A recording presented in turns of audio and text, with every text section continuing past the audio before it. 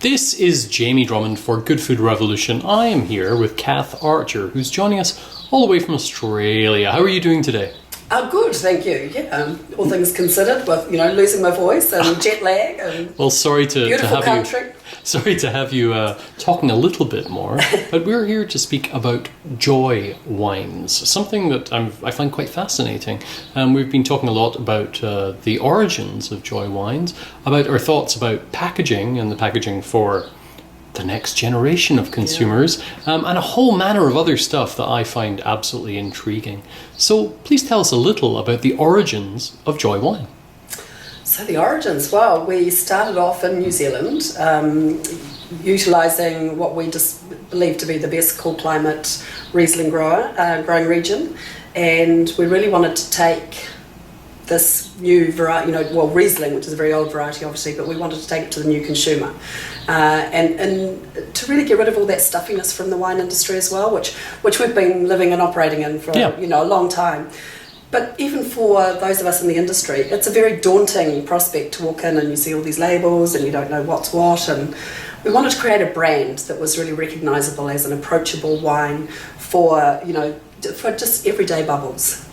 So we specialise in sparkling currently. We've also got a new varietal series coming out, which are all the still wines. But Joiy Sparkling that's in the Canadian market at the moment, which amazingly is, well, not amazingly, but it's the number one selling wine in its category, which we just think is fantastic. And what would that category be? So that's wine in a can. Wine in a can. I think that's the thing I was trying to get to. Yeah. So we started off, we're a small format specialist. And that's about, the older generation, the likes of my ilk. We love it for portion control and variety. You can have, I can start with the bubbles, I can move on to a Chardonnay, and then I can have a Shiraz all in the same night without having to open up several bottles. And the younger generation love it for its innovation, its portability, it's groovy, craft portability, beer. I never thought about that. So it makes it easier to have in a club. It's great. And a woman's handbag. Woman's handbag? Yeah, man's handbag. Good old man bag. Yeah. No, but it is, especially for camping and boats and picnics and, on the patio, it makes a lot of sense and much more environmentally friendly. And that's something that the younger generation, as purchasers, are really conscious about.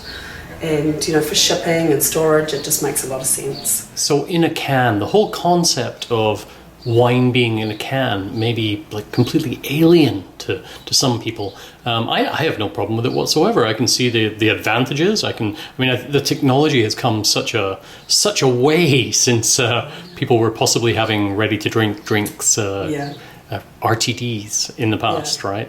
And how have you found your audience internationally have been accepting or non-accepting of this format?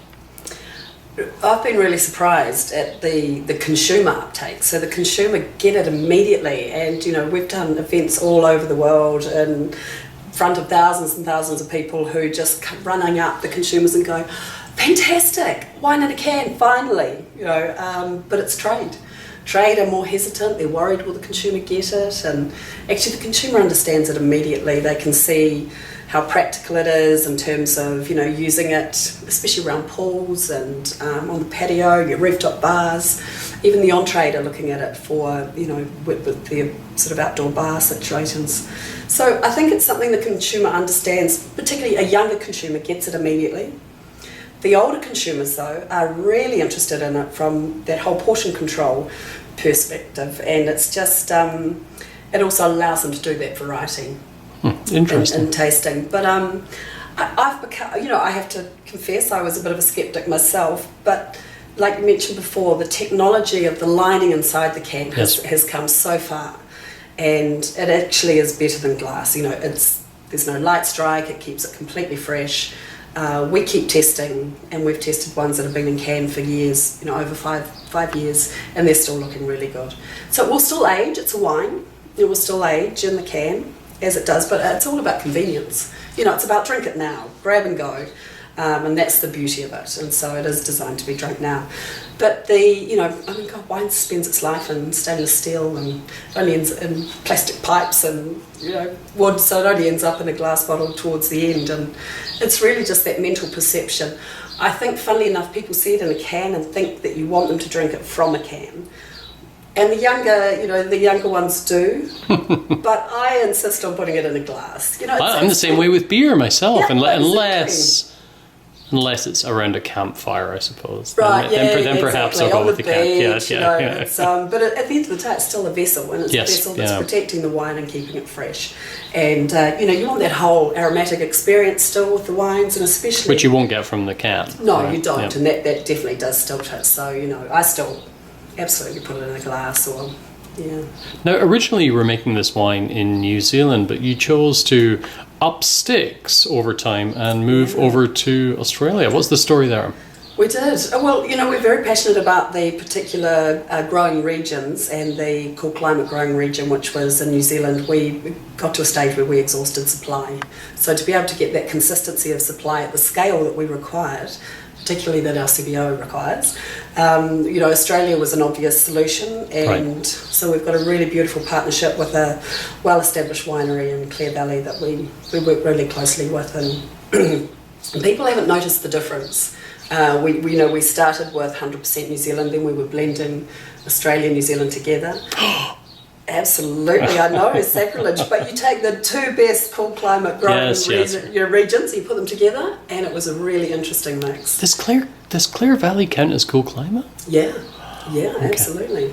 Yeah. So put them together, and then we've moved to 100%, of the Clare Valley grapes. But the interesting thing is, and what we're all about, is keeping that consistency of flavour so that the consumer knows exactly what they're going to get, and there's been no noticeable difference throughout. And our secret sauce that we do with the winemaking is to keep that consistency, so it remains fresh, fruity, everyday bubbles that you would just be happy to pick up and not think too much about.